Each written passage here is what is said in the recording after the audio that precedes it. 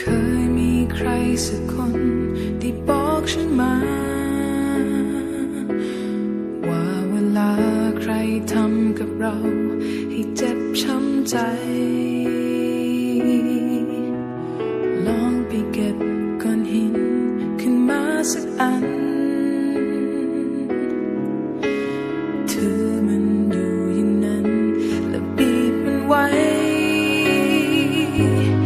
บีบให้แรงจนสุดแรงให้มือทั้งมือเริ่มสั่นใครคนนั้นยิ้มให้ฉันถามว่าเจ็บมือใช่ไหม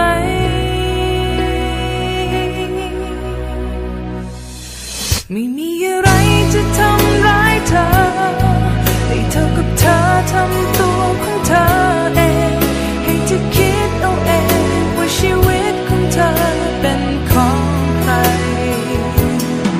ไม่มีอะไรจะทำร้ายเธอถ้าเธอไม่รับมาใส่ใจถูกเขาทำร้ายเพราะใจเธอแบกรับมันเอง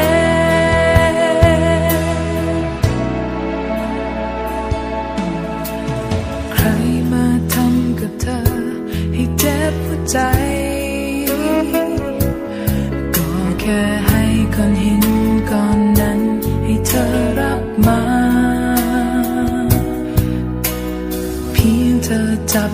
โยนให้ไกลสายตาหรือเธอปรารถนาจะเก็บมันไว้หากยิ่งยอมยิ่งแบกไปหัวใจของเธอ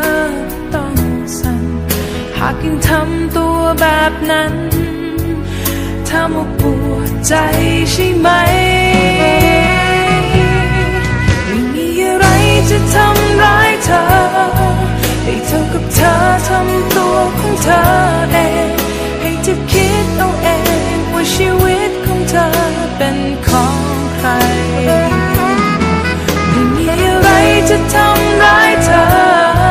ถ้าเธอไม่รับมันมาใส่ใจ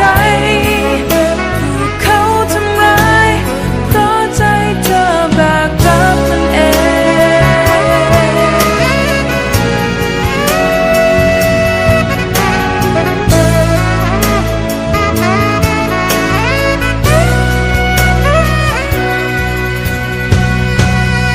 ไม่มีอะไรจะทำร้ายเธอ